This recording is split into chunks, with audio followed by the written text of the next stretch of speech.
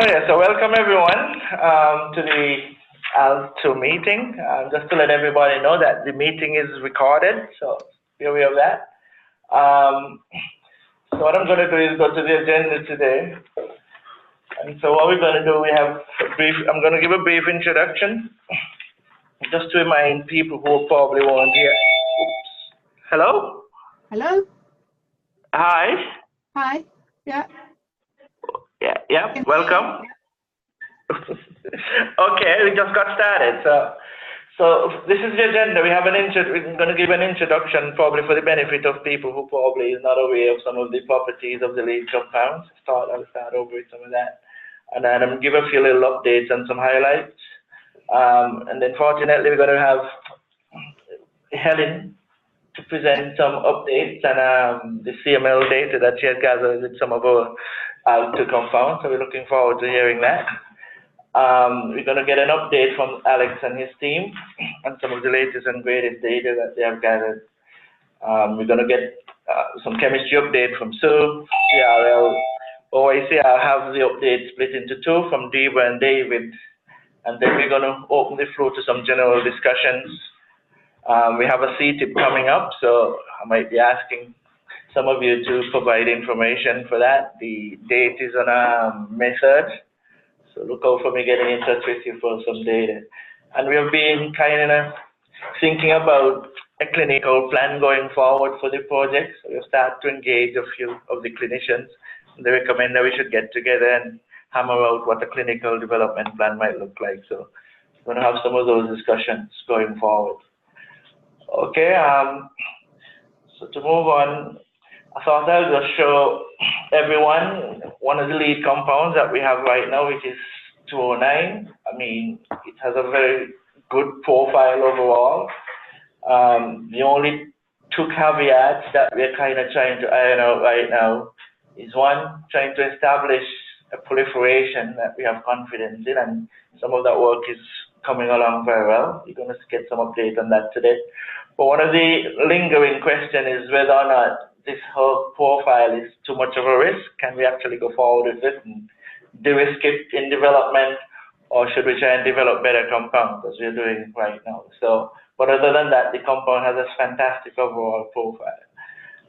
Another point to note is, thanks to GL Chemtech, they scale up 40 grams of the compound, which we now have made available to the public. So if anybody wants to kind of an ALK2 compound in the unique biology, just feel free to make a request to the team and we'll make sure you get the compound. Hi.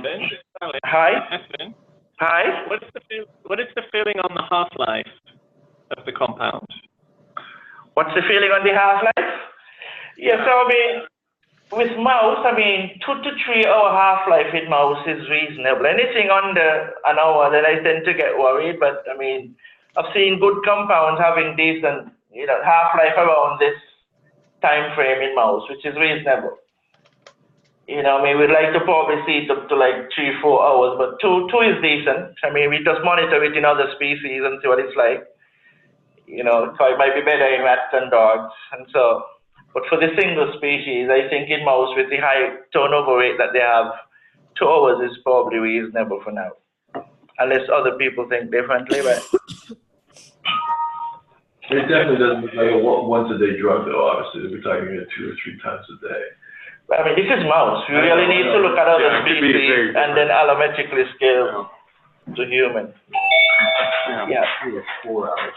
Okay. Anybody else has any opinions about? Because for other programs, hello? Sorry. Ideally, I would say you would like longer than 2 hours, but I think at this stage it's potentially okay. I was actually going to comment on the hERG. Have you done anything other than just hERG, like the SEPA screening, the way you do the multiple ion channels? Yeah, I think this was patch clamp. What other screen you mentioned? Yeah, this was it's called the SEPA screening, where you look at multiple ion channels. I can send you some information if you like. Because it's something that we do in one of our sites. It's a more extensive screening to see how big an issue the hERG is, because sometimes some other ion channels can compensate. Yeah, I mean, this was done at Chantis, and I think you guys own Chantis now, right? Yeah, that's right. I know this was done at Chantis, but they do a next phase for potential candidates. Okay. So I can send you some information. Okay, nice. That's good. That's good. But anyway, something we're going to talk about over and over again, because as I said, there are ways to do it, the hERG liability downstream by doing like dog telemetry, or sometimes you can do some guinea pig and rat studies. But those are more later development stage stuff.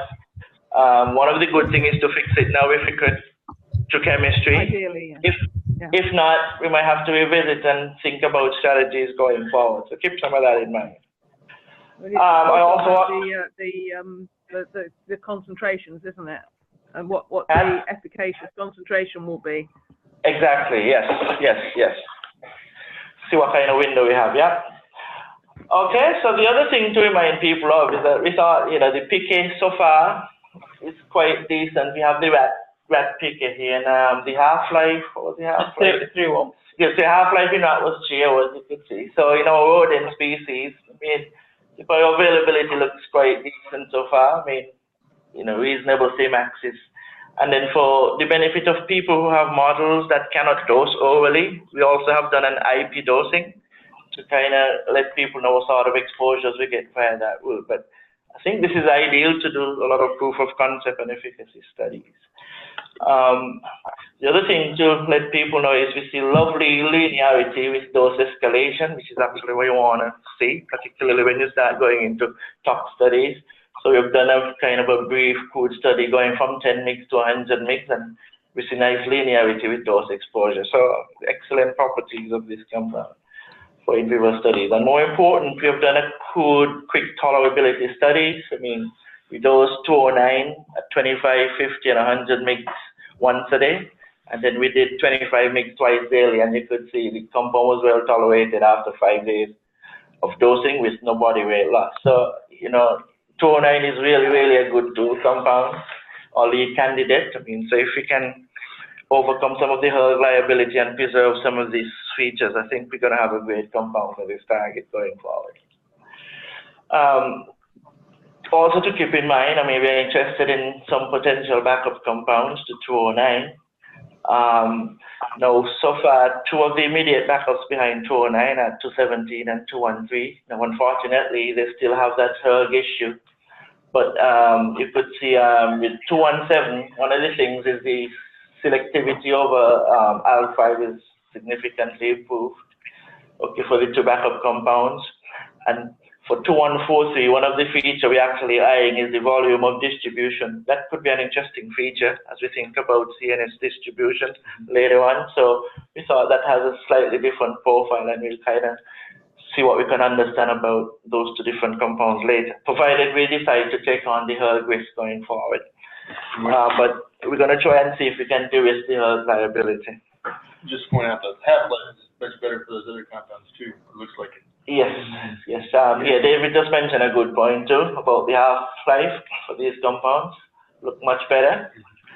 Yeah, so 4 hours and 5 hours in mouse. That's really good. Okay, so now, like I just highlighted, so one of the things we're trying to tackle right now is the hERG liability, and I've just showcased some of the strategies. Here you're going to hear some of this during the detailed chemistry updates, but I thought I'd just give a little high-level strategy of how we're trying to adjust some of the hERG. So I've put 209 there as a benchmark. It's potent at ALK2, and we have oral bioavailability.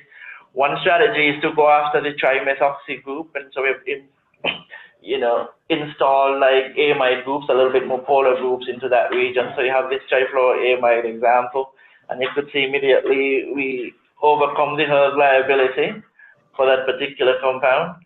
However, we were in the oral exposure, and that's not overly surprising. The amide, we add a lot more polarity.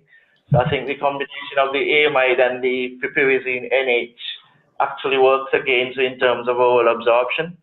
And so one strategy we are contemplating is to now go back and enalkylate the piperazine, and hopefully that should adjust the bioavailability issue while still retaining that favorable hERG profile. A second strategy we're using is to reduce the basicity, since if usually some of the basic groups usually is responsible for some of that hERG liability. So we've tried the sulfonamide route, and that does address the hERG. However, the compound become a lot less soluble, and so you could see we lose the oral exposure. You can see it at the bottom. And so one of the questions we are talking about was, is it because of formulation? So right now we're using one standard formulation for all of the oral screening. And so can we capitalize on the weak basicity of that pyridine and do some formulation work to improve the oral bioavailability? But maybe that's not something we want to do now. We preserve solubility and see if we can get exposure without having to resort to any detailed formulation workup now. But it's something to keep in mind. And the other strategy is also to look at other chemotypes, and you're going to see some of that later on. And then what I thought I would also do is highlight some of the recent potency data that we get. As I said, this is very high level. You're going to get a lot more details from the chemistry update. But I thought these are some interesting compounds, like replacing the trifluoromethoxy with these benzimidazole, like Sue and her team is doing. We're starting to get some decent compounds, so we might want to start profile some of those going forward. Sue and her team is also looking at some of analogs around the blueprint compound, if we can make those even more brain penetrant. So this is a new compound we just got data for. Potency looks decent, so we're going to explore the brain penetration profile. There's some changes we are doing to the piperazine to make it a little bit more lipophilic, and you could see those increase the potency for the compound. We have this prolidine system. Those are also preserving the potency. And then again, another strategy to diminish the basicity to install these carbamates. Those are looking quite decent. One of the nice things is the carbamate versus the sulfonamide. Sulfonamide tend to confer higher polar surface area to the compounds. And for CNS penetration, you probably want to keep your surface area small. So these might be worth, exploring in terms of the CNS potential and property. So, these are just some little changes that we've done to the lead molecule. And so we'll gather more data to see if they really circumvent some of the issues that we want to overcome. And then lastly, I wanted to follow up. At our last meeting, we were excited about some of the data that Jungfu had provided, and now we're going to get some more of that today. But one of the things we did at the last meeting, we were excited about 2163. We had the profile it had in terms of its antiproliferative activity in DIPG cell lines. We had discussed that at length. So base 209 had some activity in the DIPG lines, and then 2163 had activity across all the lines. And one of the concerns was, is 2163 hitting other targets? So we had decided to profile 2163. And interestingly, 2163 is still as selective as 209. We picked up one additional kinase called MLTK, and it's an understudied kinase. Not much is known about it. But overall, the profile looks very good. 6 kinases out of 374. So, there's something else probably going on in terms of what 2163 is doing in terms of conferring activity.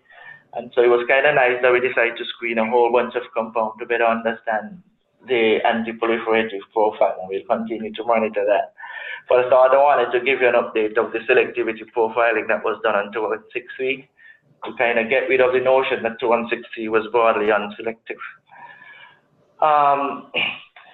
Some of the follow-up actions we had at the last meeting, I just tried to highlight them here, but one of the things we're waiting on is, because we had challenges with the DIPG models so far in terms of proliferation, we had decided to resort to the FOP models, if we can actually establish exposure levels and give us an idea of where efficacy and exposures would be, and then to put into context our therapeutic window.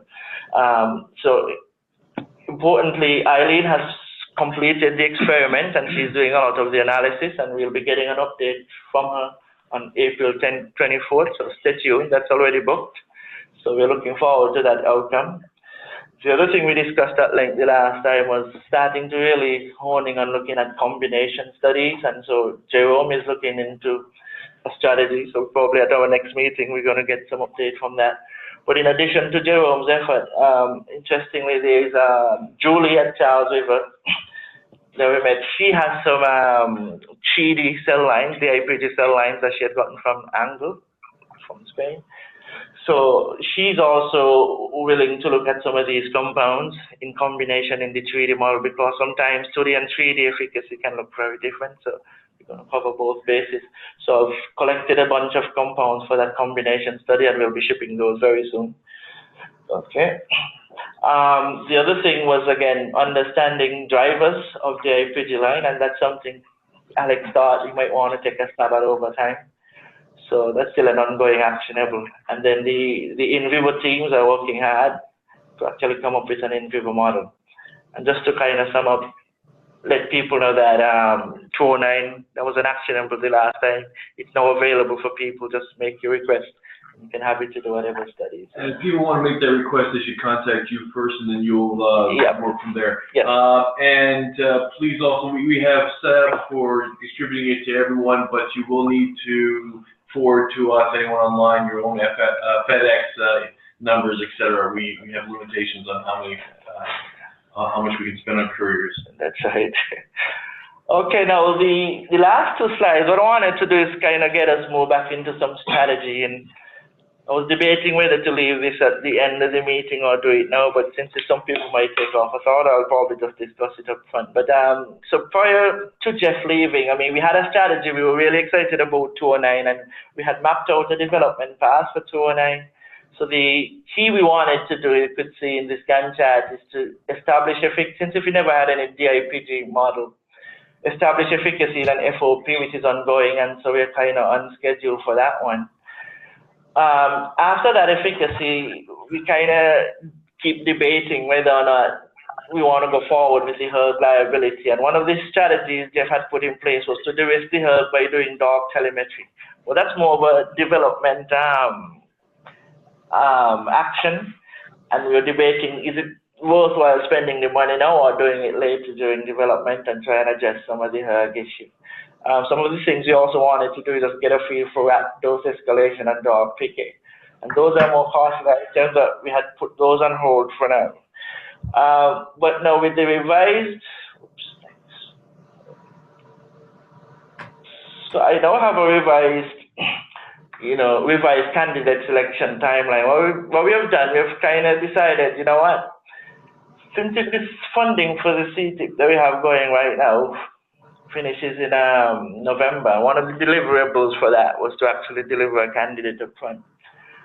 We felt like to give us enough time to fully characterize candidates, we thought the latest we have to select compound would be in June. So we have set June, the June meeting as the target timeline to pick any compound, and we're looking at a short list of about 3 to 5 to really start doing some proper workup on in order to appropriately select a compound for delivery, for development. And so keep in mind the June timeline. So any compound that you're making, if you wanted to make it to the short list in terms of its overall profile, its synthesis has to be completed in the next 2 months. Okay, so we'll come back with some hard timelines and a short list of compounds that we'd like to see going forward. Subsequent to that, we'll do a lot of the rat PK and dog PK workup, maybe a little bit of tolerability. And then we'll question whether or not, again, do we bring the dog telemetry forward if we continue to inherit an hERG liability, or if you've gotten rid of it, we put that off until we actually raise some funds for development. Okay, so keep these timelines in mind. I'm actually going to show them over and over again at the meeting. Okay, and I think that's about it. If anybody have any questions, any suggestions, Yeah, I just want to touch base on that again. So we have, this is obviously the April meeting, we have, going to hear a little bit about the FOP model in 2 weeks. We have a meeting coming up again, beginning of May. At that May meeting, we're going to start talking about, what compounds we should, again, start really bearing down on. Also, we need to, in this meeting and in that meeting, any other compounds we want to start characterizing, understanding more fully what issues have come up. Obviously, we have a couple compounds that we know a fair bit about. We're going to see a number of compounds here in this meeting that are kind of interesting, and we should start thinking about which ones we want to start pushing forward to more characterization for issues that we need to make a decision come June. At a minimum, we want to have 3 for further examination over the summer. 5 would be nice. If we get more than, if the science supports more than that, we'll see what we can do with the money we have. So anyway, thanks everyone, but just keep that in mind as we go through this, what compounds we should be thinking about prioritizing to move forward. Yeah, good point. And to add to Owen's point, one of the things I'm also trying to do, in light of some of these timelines we have, in the past we used to select a couple compounds and we'll run the full IC50s in hERG. But what we have decided to do is give more compounds a shot on goal. Since if hERG is something we really want to address, what I've decided to do, I'm going to collect probably about a good 15 to 20 compounds. And we plan to screen them at hERG at probably 2 concentrations initially. We're going to do 10 and 30. And then from the percent activity from those 2 concentrations, we pick the ones that we think might have a decent profile to do full IC50s, unless people have other suggestions. But strategically, we can get a lot more compounds done at probably a cheaper cost, and then select the winners. Is that reasonable? Okay. Okay, so next on the agenda was Helen. So you have your slide. I have to share with you. How you want to do it, Helen? Do you want me to send them, or will I just talk through what we've been doing? Or if you have slides, one option is to share. The other, if you send them by email. We could share your screen. We could share your screen if you want. How do I do that? Okay, so what I do? Yeah, so go up to the top of the screen, okay. Yeah. And then I think click on one. You share? Okay. Yeah. It says I can't do it while you're sharing. Can? You have to stop sharing. Not sharing. Oh, okay. Yeah. Yeah. Okay. Yeah. Okay.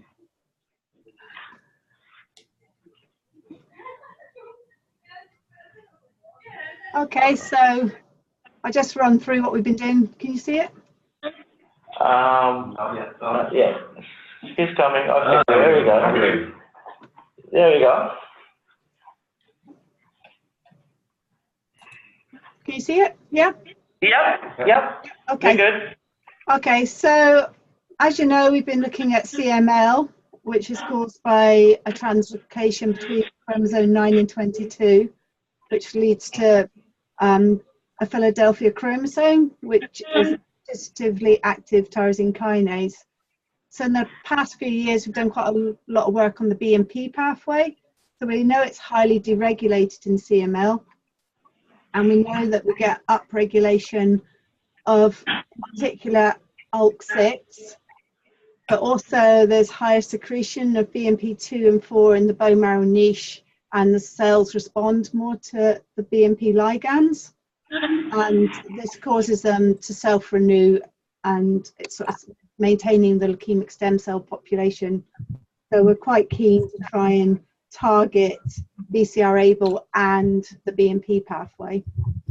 So in the past, we've done quite a lot of work with the LDN and dorsomorphin, so those 2 compounds. So in combination with imatinib, which is the standard care for our patients, we show synergy between the ALK inhibitors, and this causes cell cycle arrest, more cell death, and also less colony formation, and prevents the cells from being able to divide.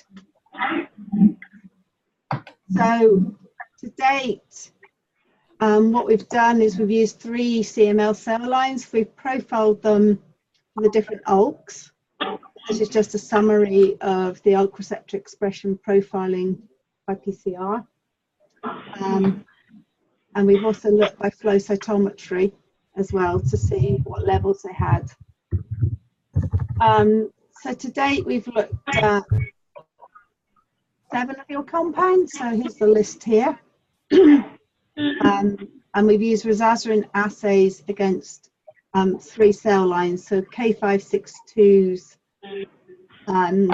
KCL22s, and the BV cell line as well, BV173. So I just go through what we've seen with our IC50s. So basically, the only compound that showed any efficacy was M41046A. So that's the sort of broad range ALK inhibitor. No, it's the original amino series. So we saw that was effective in the 3 cell lines in the nanomolar range. Some of the others showed some efficacy at really high sort of micromolar levels, but probably too high to ever use. So again, this is just a sort of summary of the results we had and the IC50s that we ended up with.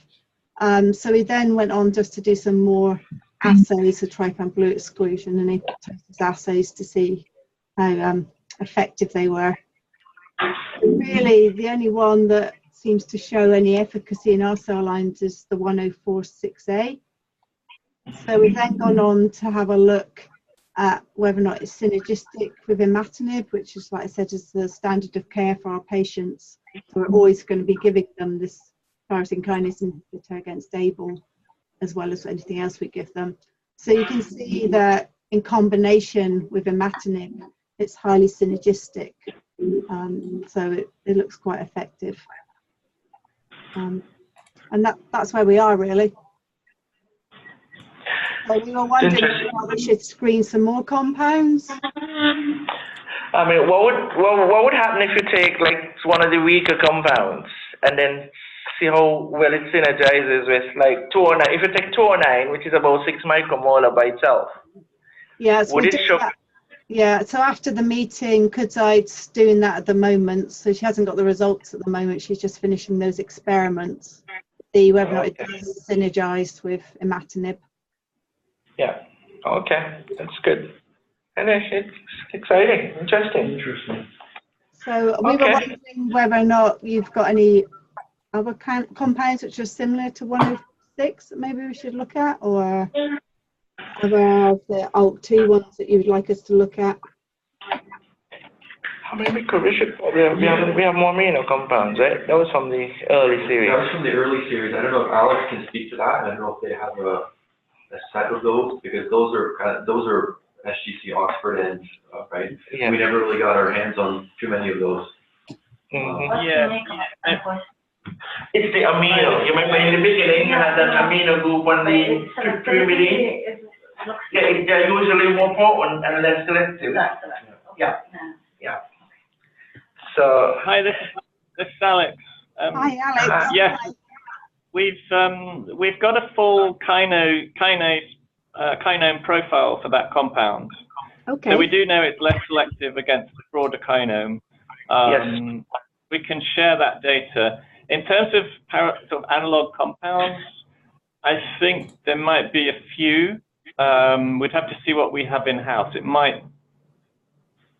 Well, we should have some things. Yes. Also, Alexi and Greg, who were doing the RIPK2 kinase series, they also were targeting with the amino attached. So there might be a wider set of compounds there as well. Okay. So maybe we can follow that up and get back to you. Yeah, no, that would be great, because, yeah, like I said, so, I mean, we'll do the synergy with the 2009 to see if we get anything, but at the moment, this seems to be the only one out of the first screen that we've done, which is shown any against our cell lines. So. Yeah, because for our programming, because we're going after DIPG, we wanted to get it into the brain, and the compound without the aminos are much more brain penetrant. So we haven't made as many of those. But like Alex said, they have a lot of historic amino compounds. Yeah, so I mean, it's not so important for us to get it across the brain barrier, because it's a blood disease. So. Yes. Would you like to reintroduce the amino on some of the more the nicer compounds we've got? We actually have a handful of compounds. We did a little bit of that work. We probably have 5 or fewer compounds that we do have the amino in, so we can also dig those up. Yeah. So my takeaway, for whatever it's worth, is that we should we're updating our list again. You and I had this conversation, and we should make this available to people out there. We're probably not going to do specifically for her needs, obviously, but it's something that'd be very interesting, probably for Helen. She can take a look at our list, and to the extent that she or anyone else on the line would like to take a look at part of some of our ALK2 compounds or inhibitor compounds, again, this is part of our mandate of what we were trying to do, was to share this. I found this particularly interesting, that this was not at all what we were going after, and someone was finding utility of interest, et cetera, and this is something we want to encourage. So anyone else on the line, if you're thinking of doing the same thing, please feel free to contact, I'm going to throw it at Methvin, sorry about that, Methvin. We're happy to share what we have to the extent we don't need it directly for our program. And the only request that we have is that you publicize it and actually share it for the group here, so that there might be other programs within the OICR or something else, or somewhere here that we can benefit from it. So that's my 2 cents on that. Yeah, no, that's and maybe, so that she just looked at a few compounds from this selective ALK2. Jean-Paul is going to probably provide some more compounds on the list. So some of them that are a little bit more broadly acting, she might be interested in testing those too. Okay? Okay. Ellen, thank you very much. I really appreciate your interest in the program and also sharing the data that you've pulled up from this. Yeah, no, I'm more than happy to share. That's great. Thank you. Thank you very much, Helen. So you have to, hold on, how do I take back control of that? Oh, yeah, Helen, I think, yeah, there you go, thank you. Just hit share. You hit share. This one? Yeah. Okay, so we're back in swing again. Great. So Alex and Jean-Paul here. Thanks, Methvin. Are you bringing up our slides? Yes. Share on the right. Okay. Fun? Go back to your click share on the bottom right-hand corner. This one? Share in blue. Oh, yeah, sorry. Yes, perfect. Okay. Okay. We can see it now. Do you want to just click enable editing? Get rid of the thing at the top. Okay. And then go to full screen. Okay. Yeah. I'm going to pass over to Ellie for 2 or 3 slides, and then Jong-Fu will wrap up. So over to you, Ellie. Okay, so we've just been trying to crystallize a few of the last targets that you've been interested in. I know we're not doing a big push on crystallization now, but just trying to catch a few of them. We've had some fairly promising results, but we haven't had time at Diamond yet to test them. We've got some crystals that I think are probably mountable with M4K 2192, and you can see one of the pictures there on the right. But we've also set up plates with 2143, 63, 94, and then 2207. And for all cases, although I've already shown one picture there, we've got kind of small crystalline things that we reckon we can follow up on and hopefully get something that's actually can give us a structure, hopefully. Can you go to the next slide, please? Sorry, before you leave this, 2163 is obviously of great interest to us. Yeah. If there's one to keep playing with a little bit longer, is there any chance of getting 2163 in your mind, or you pretty much? Yeah. So for all of them, we've got some crystalline bits that we're going to follow up on. So 2143 there is just an example, rather than showing you lots and lots of fairly scrappy crystals for all of them. But there's definitely stuff to follow up on 2163. We just haven't shown it in this particular case because it's not that interesting. But we're hoping to set that up as soon as we purified more protein today. Okay, thank you. So yeah, it's on the list. We also, if you can go on to the next slide. Okay. Have just been doing a few sort of TM shifts against some off-target effects with the latest batch of M4K compounds. So kind of been looking at ALK2, ALK5, and ALK6. So obviously there's quite a lot of ALK2 and ALK6 sort of overlap there. So here we've got ALK5 versus ALK2, and so you can see that so the things that are labelled there are sort of slightly more selective for ALK2. And if you go on to the next slide, you've got the same kind of plot for ALK6 versus ALK2. So this is just looking at the stabilization of the protein's melting points and using that as a readout for selectivity by plotting them against each other. So you can see that things that lie closer to the line aren't very selective. Things that lie further away from the line are more selective. And so it's obviously harder to look between ALK6 and ALK2 than ALK5. And then we've got a few compounds there labelled, which I think are the sort of the more promising ones for being selective, which I think overlaps quite a bit with what we've seen before. haven't really had a chance to fully go through this, but we're hoping to kind of add on to that. But mostly I'm going to hand over to John Fu now, who's going to tell you about the assays he's been running. Sorry. Oh. So you can go to the next slide. Thank you. This is John Fu from. Any questions? No, thank you. Thanks for that. Okay, so if you're happy to go to the next slide, then John Fu will take over. Okay, there we go. So, just at the risk of like over-interpreting, I think in general I got a quite positive result. I would say. So what I did was that I increased the amount of compound screen as well as I increased the cell line, where I included more wild-type DIPG cells as well as a rather unrelated glioblastoma cell line, just as a kind of off-target killing control. And so not to be intimidated, like the overall take-home message is that like one of the line, DIPG21 with the G328W mutation, that's basically the dream cell line where it responded as in theory, because basically all of the ALK2 inhibitors, they work amazingly in that particular cell line. But whereas for the other two cell lines with ALK2 mutation, they responded to a lesser extent. But in general, I think like out of the 32 compound screen, with 2 of them being the negative control, over half of them are nicely killing the DIPG cells with the ALK2 mutation, and most of them have like minimal effect on the unrelated glioblastoma cells. And also, I shouldn't be like interpreting this, but the floral compound, so 2163 is a really interesting compound. And then there are 2 more with the floral substitution of the methoxy group, 2194 as well as 2198. Both of them are also quite broadly effective among the different DIPG cells. And they are like particularly potent towards the DIPG cells with the ALK2 mutation. And also, although 2163 and 2194, they are having very broad efficacy, even in glioblastoma cells to some extent. 2198, on the other hand, is almost exclusively in the DIPG cells with the ALK2 mutation.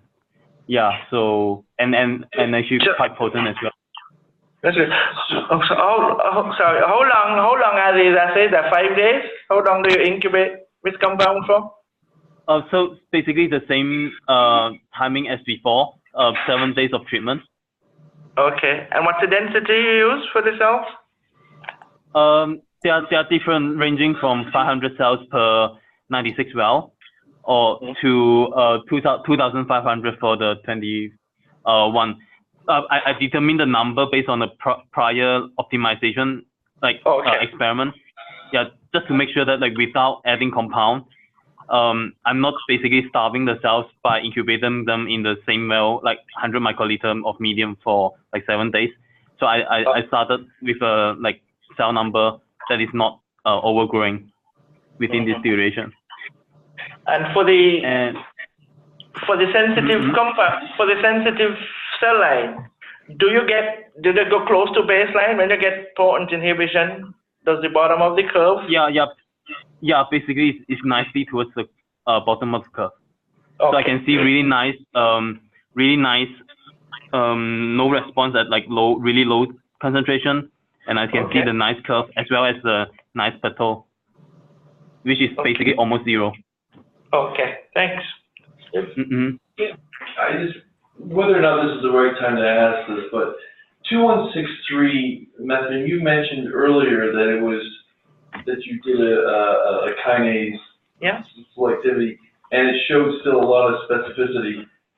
But why is it in the glioblastoma cell line, which I assume doesn't have an ALK2 mutation in it, Why is efficacious? Why are the, what's happening? Does anyone have any guesses? Well, is it just in something else that we haven't discovered yet?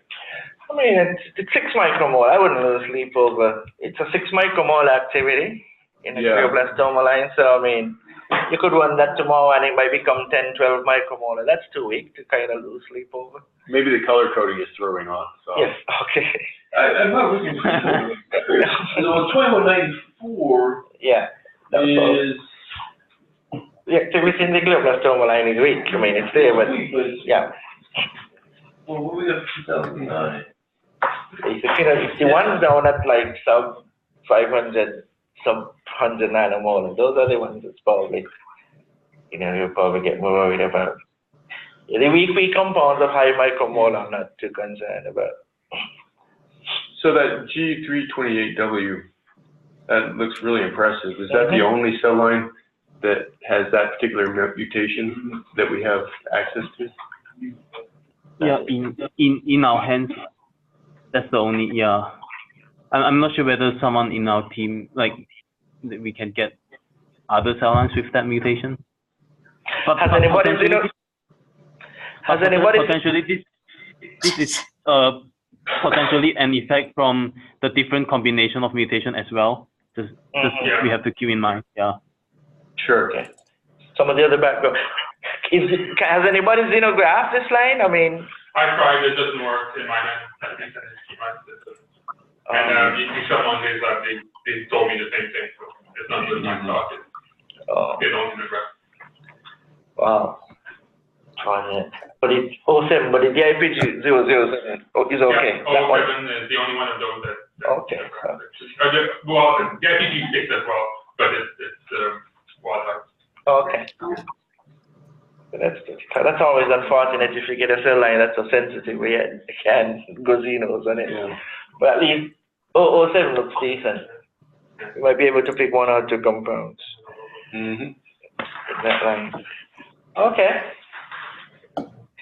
Any other questions? Yes, okay, go ahead, John.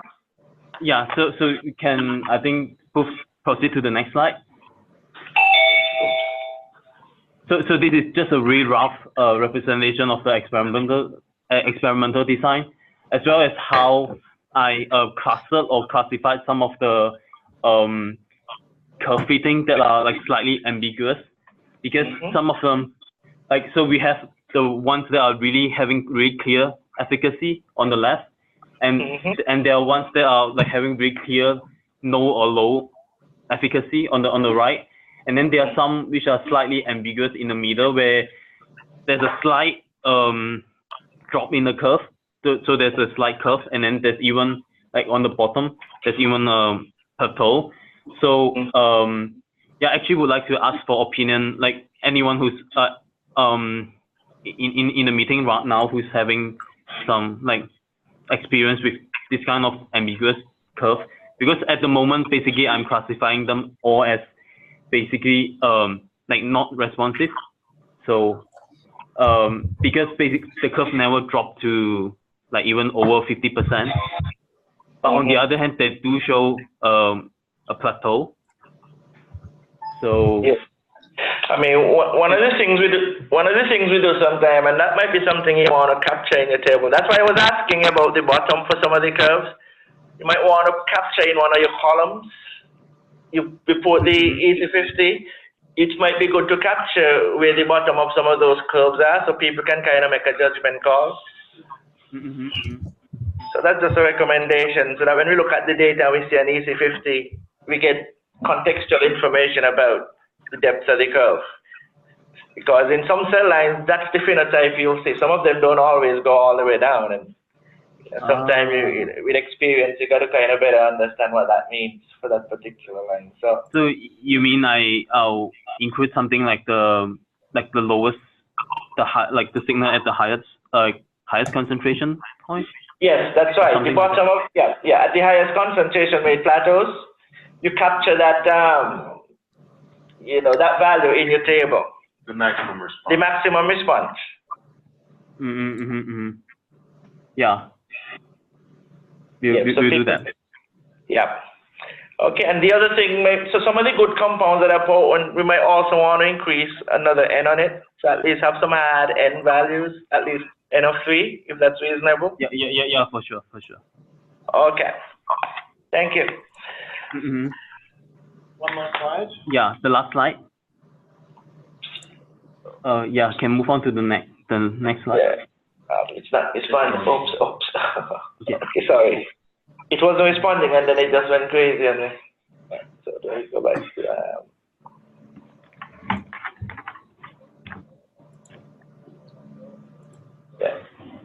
Okay. Yeah, so the last slide is just a brief description of like the variability between the biological repeats. As compared to my previous like smaller screen, I've listed the compounds that I've repeated. So in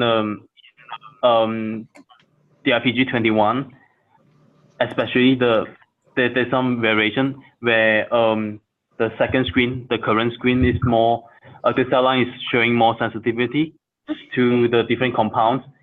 And yeah, I'm showing the curve as well. So I'll need to double check and figure out what's causing this before I repeat the next biological repeats, so that I can avoid this in the future. But in general, the trend is similar, aside from the few exceptions. Okay. It's kind of good to see like the compound from Blueprint and those guys now starting to show activity. So we're kind of getting worried that these compounds are hitting ALK2, and yet we weren't seeing any activity in some of the lines. So yeah. So I think that's a hint that at least in one of the cell lines, it is responding exactly as we expect. Yeah. Yes. Somewhat reassuring. Yeah. Yeah, I guess how you interpret the bottom right, the graphs on the bottom right in the box, the 54 nanomolar and 10, greater than 10,000. Yes. If you fit to the bottom of the plateau, you would get the same EC50, but obviously we've calculated those very differently. So it's just sort of working out how to handle those. Yeah, that's why I say we have projects like that sometimes, and what we do, we just capture the bottom of the curve. So that at least that information is there, so people can actually make a better call about what those IC50s look like. Okay. Okay, we'll have that for next time. Thank you. Okay. Thank you. Nice job, guys. Okay, who's up? Steven. So you're up next. Yep. There we go. Hello? Hello, yeah, I haven't got them up on our screen yet. Yeah, okay. I've got the Oxford slides up there. And you think this, I've projected your slides already? Do you have to hit stop share? Huh? Is she going to drive it? You want to drive it or you want me to drive it? No, I'm happy for you to drive it, but I can't see the slides yet. Uh-oh. Takes a few minutes.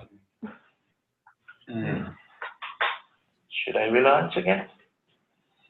So I think if you escape from the current presentation, that you've still got up the slides from Alex's team. Oh, maybe stop share. Yeah, it's stop share at the top. Right, oh. With the red. Stop share. Stop share. Go to share. See this one? Yeah. Find what it is. Find what it is. There it is, yeah. And share bottom right hand corner. And then see. Can you see that now? Yep, that's fine. If you can just put it up to full screen then.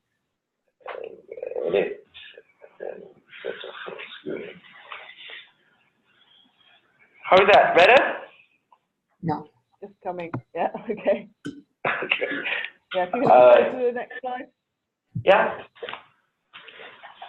Delay. I think there's a time lag. Yeah.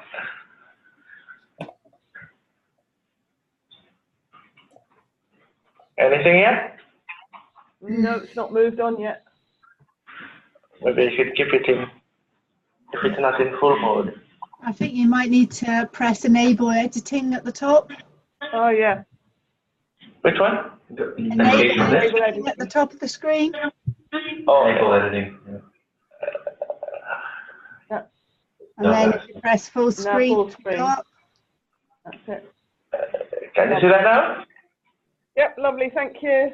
Okay. So, as you all know, I was at the AACR over the last week or so, and we presented on this project. Seemed to be pretty well received. Also gave me the opportunity to meet some of the guys from the OICR as well. Yeah, so, you know, I was highlighting the importance of the open science and the availability of M4K 2009. So hopefully you'll get some more communications through from that. So over the last month, so 6 new compounds were sent for screening in March. They were primarily from the Blueprint series. We've got another 5 compounds from this month. So, but there's two months worth of screening results that I'm going to talk about this time, because I think we hadn't got the previous month's results at the last meeting. So we're looking, so following some of the results on the benzimidazoles, we're also looking at making some more compounds around that. We can go on to the next slide, please. Okay, so you can see here that we've made a set of compounds with a nitrile between, you know, in the 4 position of the pyridine. And a couple of these have shown some quite nice activity, both methyl and CH2 cyclopropyl on the benzimidazole. Although the last compound in the table obviously doesn't have such good selectivity over the other ALKs. But there's some interesting activity there which we're following up on to some extent. So you can go on to the next slide. Maybe you should also make the isopropyl of 3043. You should cut that. That might be an interesting compound and probably increase the chances of CNS permeability. Sorry, say that again? Which compound? Yeah, so for 3043, the potent and selective one, it would be nice to cut that as the isopropyl piperazine. Sorry, yes, yeah, that is planned. So we're making some further analogues around all of these compounds with substitution on the piperazine. So if you go on to the next slide, talk a little bit more about what we're doing. So the other thing that we've done is we've made some compounds with the additional methoxy group in, and this the compound on the far right, 3077. Seems to be confusing with 3007. Has got good activity. Again, that's lost some of the selectivity, actually quite a lot of selectivity, but I think there's some things that we might be able to do to bring that back, like, as you say, capping the piperazine. So we're looking at, we've now got a new different synthetic approach to making some of these compounds, which is more selective. So we can make more analogues around these, so we can make the analogues with the group on the 4 position of the pyridine. We can cap the piperazine, and we can look at some other variations to try and improve the cell permeability of these, and also hopefully with some of the more active ones improve the selectivity. So we've got a number of compounds on the go now. Okay, that's good. Okay, next slide, please. So as you know, we're looking at doing some follow-ups to the blueprint. So although this compound has good, this 3007 has good potency and good selectivity, the permeability is relatively poor, and it does have efflux, and that was borne out when we did a PK study with the poor brain penetration.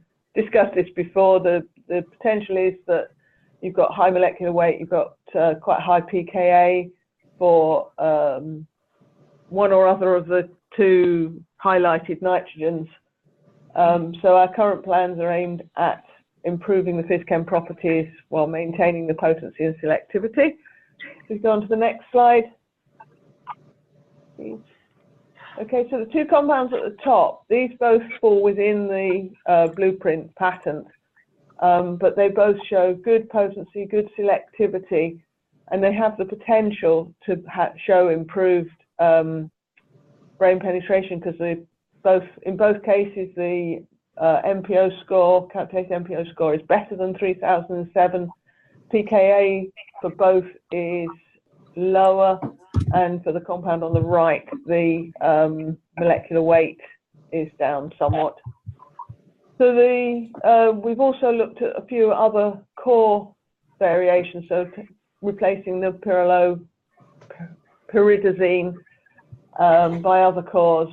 For example, so on the left-hand side, we've got the pyrrolotriazine. I have trouble saying these things. Pyrrolotriazine. And these two compounds, I think, are quite interesting because they lack the pyridine nitrogen on the right-hand side, which we believe is interacting with tyrosine 285 in the 3007. So since that core appears to have reasonable activity, we're going to go back and make the compound with the pyridine in there. The other two cores, unfortunately, didn't show any activity, so we won't make any more compounds in those areas. So, but we are still looking at some other potential cores. Just go on to the next slide. So at the top, we've got substitution on the pyridazine ring should give us substitution with an electron withdrawing group should influence the pKa of the piperazine nitrogen. And then we've just completed the synthesis of the first compound in the right-hand blue box, so that's the piperidine. We've taken out that piperazine nitrogen altogether, and we're considering slightly changing the orientation with things like a pyrrolidine. At the bottom, we've got a few other cores that we're looking at that we think could give us some additional activity, and again, they take us outside of the blueprint pattern. And on the right-hand side is changing that pyridine, so we don't know for sure whether these will retain sufficient potency, but we've docked them and they look to be quite good. So providing that the synthetic approaches are reasonable, we can start to look at compounds like that. I think that's my last slide. So any questions? No, it's good. It's a good plan. Any other questions? Yeah. Sorry. This is Alex. How did the M4K 3007 crystal structure compare with the previous docking? Did it influence any design? There wasn't very. I mean, it confirmed what we anticipated, certainly around the sort of water networks, and it wasn't clear that we were getting that tyrosine interaction, which is why I'm a little unsure as to whether it's real or not. But it's in the right vicinity, and it's always quite difficult to say categorically that those, it wouldn't take very much twist to confirm. Okay, great. So that, I think it's very helpful to confirm what we believed. So it's always good to confirm what you look at from docking. Good. Any other questions first, Sue? If not, go on to the other chemistry update. Thanks, Sue. Okay, thank you. Yeah. Thank you. Very good. Who's gonna go first, Steve? Steve, so you can stop share. Stop share. Stop share. Very good. Stop share. Then we put on here. See again. This one. It's just equal this one. No.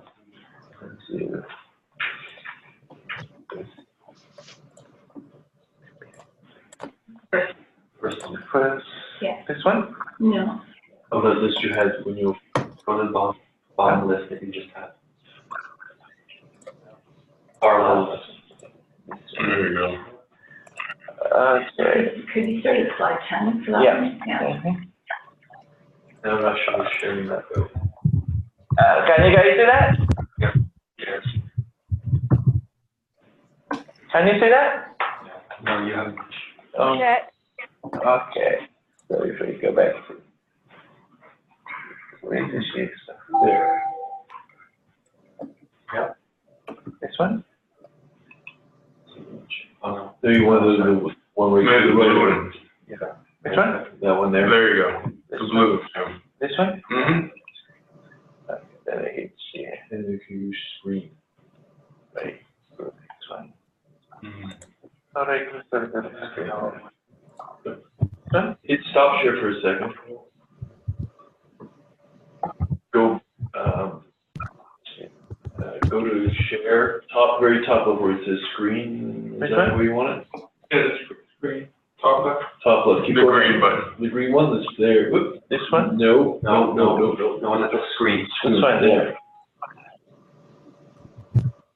Just Yeah, and share.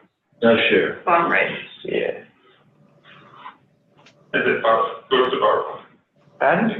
Now go to the PowerPoint. PowerPoint on the screen. Okay.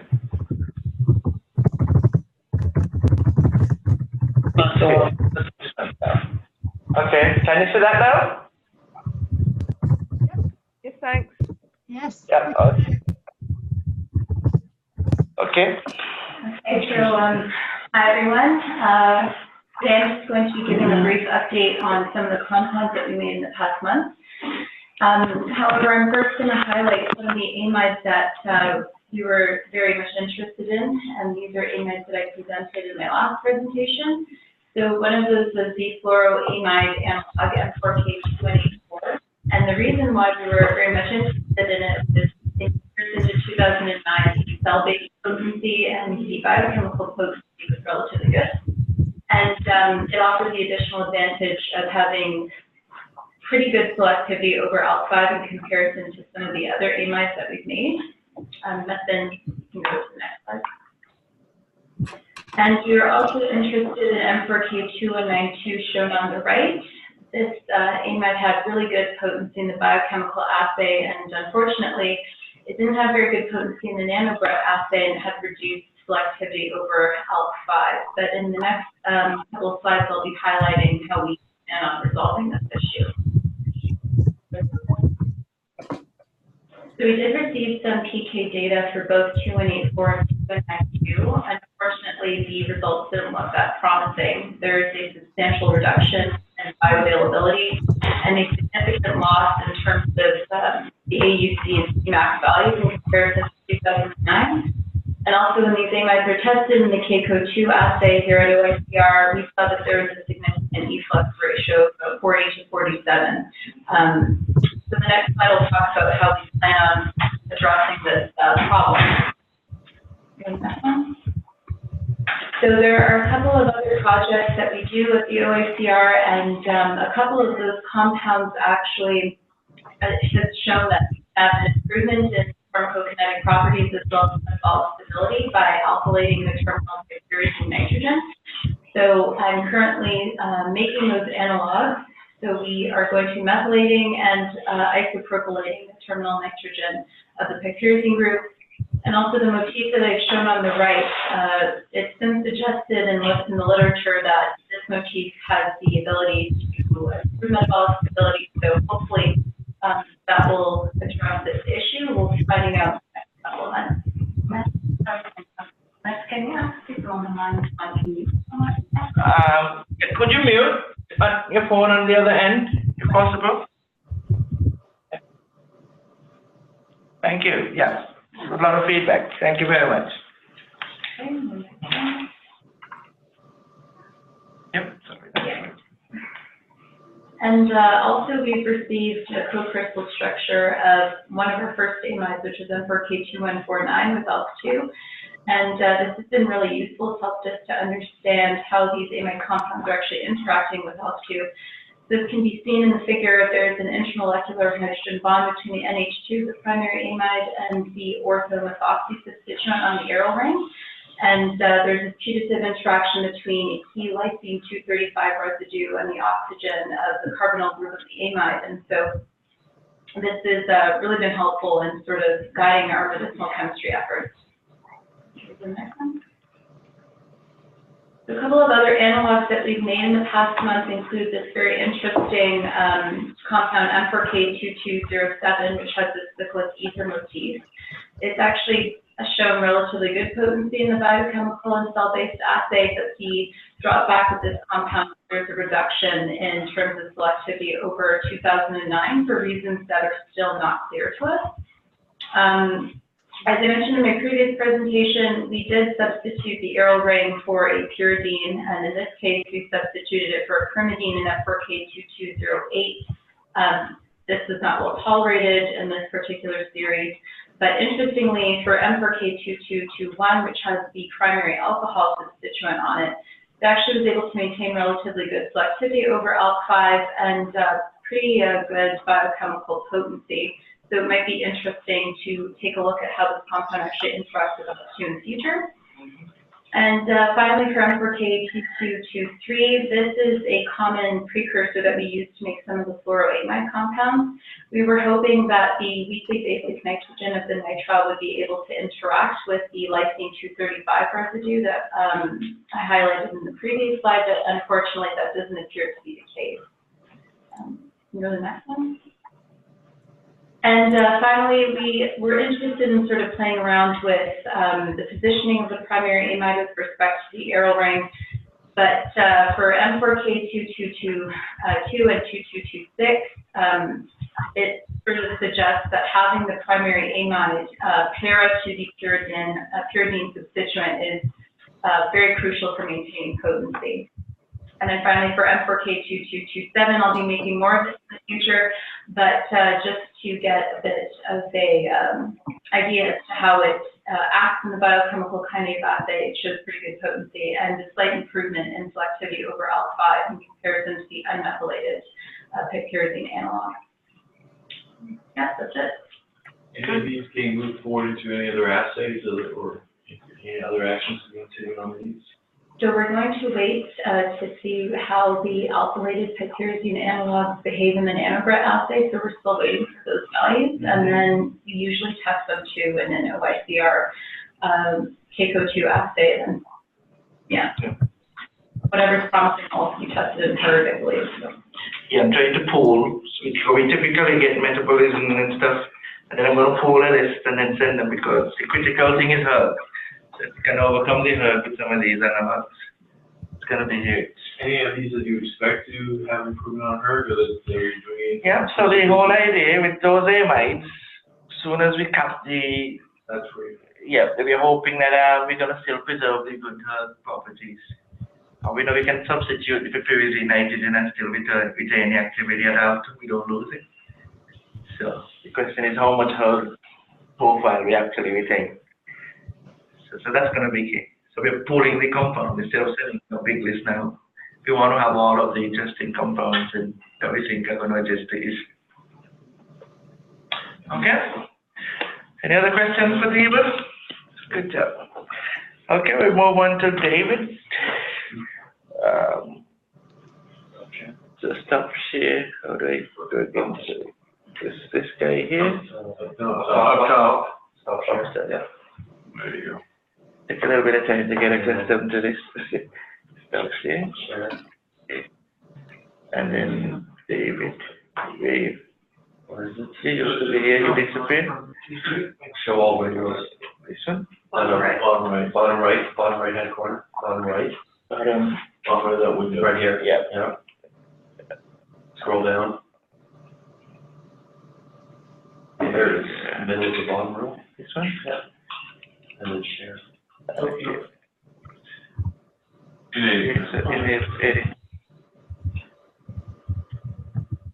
Everybody see that? Yeah. Okay. Yeah. Okay, so as I always do, at the start of the presentation, I show you the running list of compounds that meet at least the foundational criteria in the upper right-hand corner. That is the biochemical potency on ALK and also in the nanobret and the selectivity over ALK5. And so There's been no real additions to this list, which is spread out over a few slides here, with the exception of possibly 2214. It's a close analog of 2143, which is one of our principal leads. And it's also coming in with some good potency, nice selectivity, but we don't have the full characterization of the ALK5 cell-based work. So we'll see what this looks like, but I anticipate it's going to join the list of the front runners.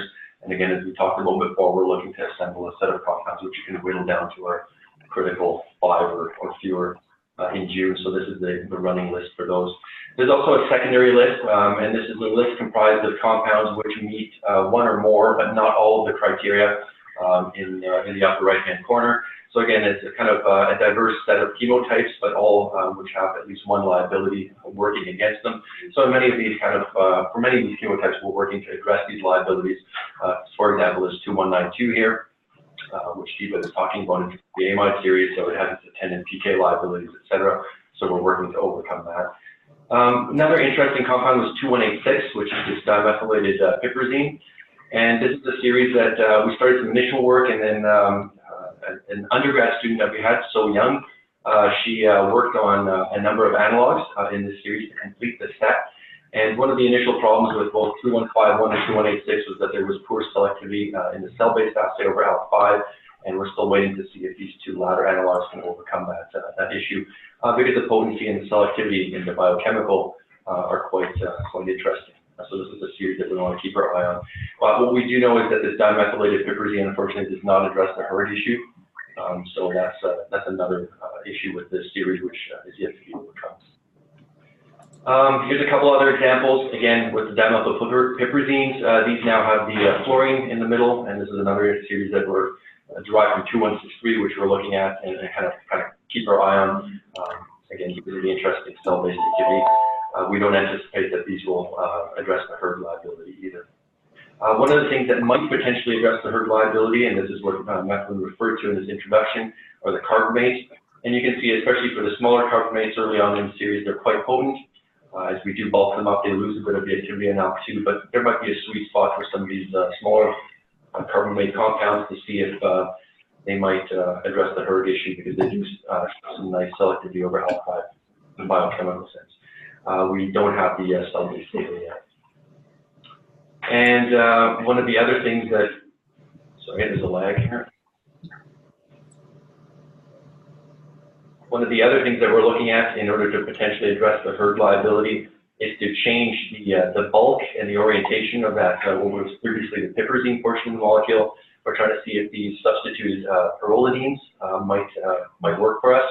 So there's been a handful of these compounds made in the series, and you can see, at least from example 2209, we are preserving the activity in ALK2. The selectivity is nice, but of course, we don't have the cell-based data yet, so we can't say for sure whether this will be a viable series going forward. But if it is, this is certainly going to be a contributor to the hERG panel. And finally, yes? So David, have you considered making fluorinated pyrrolidines to reduce the basicity of that amine? Yeah, absolutely. These are these things that are kind of on the to-do list. Well, we're kind of running out of time in terms of the chemistry window that we have left. Yeah, just hopefully we'll be able to squeeze a couple of those up still. Okay. Thank you, Sue. And lastly, what we do know addresses hERG liability is the sulfonamide series. Unfortunately, as was mentioned before, we have poor PK for 2146, and we think that part of this may be at least due to the fact that the compounds are very poorly soluble. So we're looking to recover a little bit of solubility in the series. One early attempt is 2229. You put the nitrile on the inside, maybe slightly marginally better log P, maybe better qualities. So we're going to see, and we're going to also try and generate a few more examples with that sulfonamide cap to see if we can preserve the favorable hERG quality. So that's where it stands. There's only a few more compounds I think that we're kind of playing with making in a number of these series as the chemistry winds down. And one of the last things that we've been kind of trying to button down is the fluorine series. We've made a couple more examples in the latter end, like 2215 and 2216. And I think we're going to park this series for the time being, see where it goes in the cell-based assays, and maybe kind of expand on it if required later on. But that's essentially where the chemistry stands, and there's only a few things we'll be looking at going forward in the coming months.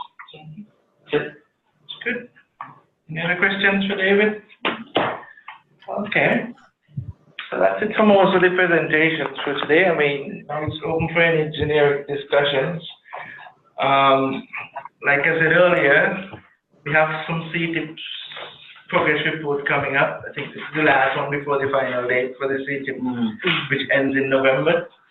So we have a report due on May 3rd. So like I said, I might be reaching out to some of you for data if any. So keep an eye out for any emails for data, for the update, for the progress update that's due on May 3rd. The other thing, like I said, we've talked about is this, a little working group to start brainstorming about, you know, the clinical path forward. Yeah, so we're bringing, just stepping back, at the June meeting, we're going to be talking about the compounds that we're going to advance through to the summer, et cetera. One of the things we want to have before that is in May, a discussion with some of the clinical advisors who are available to us, and we're starting to circulate out some dates to try and keep from a core group and then expand out from there what can work and get their feedback about the utility and what to look for, some of the characteristics of the compounds as we make that evaluation in June. So that's one thing that's going to be kind of going along in parallel. Obviously, we're going to be taking a look at the FOP data in 2 weeks with Eileen, and that should be an interesting discussion. We will probably also want to discuss with her how many compounds she has to move forward over the summer from there. I just want to talk about some of the compounds that are being shown here. Just unfortunately, none of the clinicians could join this meeting today. I got, you may have seen the email, but unfortunately their patients are away from us today. What's the throughput for on the cell lines for some of these compounds we're looking to add today to assay over at Oxford? I don't know if phones is the right person to ask about, but are we going to move some of these ones? So they're automatically in the queue for, because after primary screen, the next key thing is the cell-based activity, which is another key driver. After we get cell-based activity, like, I mean, typically the compounds go through metabolism. Yeah. And so we'll get that data in due time. We'll have some more questions, so we'll have it in time. Yeah. And then, as I say, I'm waiting to see if the metabolic profile looks decent, then I'm going to assemble a big list for her screen. Okay. And just, Jerome, I know you've been working on a project as well on the I keep calling it checkerboard. Combination. Yeah. How's that? Where's that at? How's that going? We're going to test all the compounds individually first, like next week. Japan, on 4 mutant cell lines and 1 wild type. And then once we have the profile of all the compounds, then we'll know kind of what makes sense to combine which one. We'll try to combine which one. And then we'll go from there. Okay.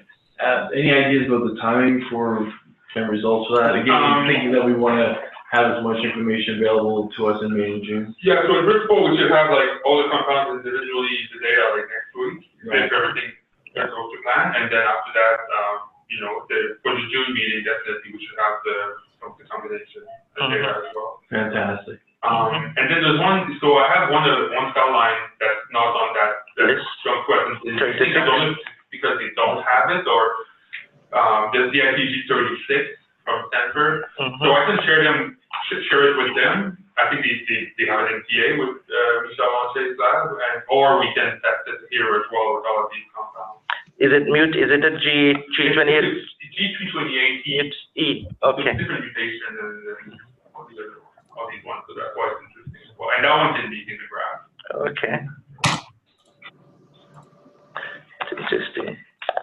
Okay, well, so I can arrange that with them, or we can test it here as well. It's just, I mean, actually, if we can use that higher throughput system, that would simplify things. Probably. I don't know what they're using in Oxford actually in terms of. John Foy, did you hear that? Hello? I didn't hear it. Sorry. Yeah. What kind of platforms to assay all of these compounds in the DIPG cells? Do you do it by hand or do you have a machine? So, like on the machine. Okay. Do you guys have the DIPG 36 cell line? Yeah, I would love to get them. It would be good to include them as well. Yeah. Okay. So you don't have it right now. Okay. I could arrange it to ship it to you. Yeah. Oh yeah, that's great. Okay. Good. Okay, that's good. So any other key burning questions? I mean, I've just highlighted a few actionables here, so just keep in mind. So we're going to get the FOP update from Eileen on the 24th, so keep an eye open for that. I would say that maybe John could increase N of 2 for some of those compounds that he had, so we can get some harder data for that. That's reasonable. John? Hello? Hello? Yeah, I'm just kind of highlighting some actionables. So you're saying increase the ends on some of those compounds that you had activity on? Yeah. For the proliferation? Definitely. I think for us, Nathan, I think it would be useful to get a list of priority experiments, because I think maybe we've got some nanobrat catch up to do. Okay. Viability. Yes. So maybe the bandwidth is rather limited, but I'm definitely willing when to. are you on holiday? Like next week. Okay. I'm on holiday next week. But anyway, we'll follow up after this meeting. Yeah, but with you, and we'll get a list of all the things that would be good to do, and then we can prioritize them. Yeah. Okay. Awesome. Yep. And like as I say, I'm going to continue to assemble a list for hERG screen, since that's one of the things we're trying to overcome. And are you going to reach out to Sue on the hERG screen? And the follow-up? Yeah, she has a comment. Yeah, she was going to send me some information. Yeah, okay. Then. Yeah. Okay, so that's about some of the key actionables, unless, anybody can remind me of any other things that we forgot. That's all you got too. Yeah. Okay, and maybe the follow-up compounds for Helen. Maybe Possible. Yeah. From Alex. Alex could follow up, and then we might actually dig into our collection to see if we have any amino compound that Helen might want to use. Okay. Okay. That's good. Thank you. Okay, if not, that's it for today. Thanks, everyone. Wonderful presentation, and look forward to next month. Well, actually, and people can join us in 2 weeks to hear how Eileen's done. Yes. All right. Thank you, everyone. Thank you. Okay. Putting on that. Thank you. Bye.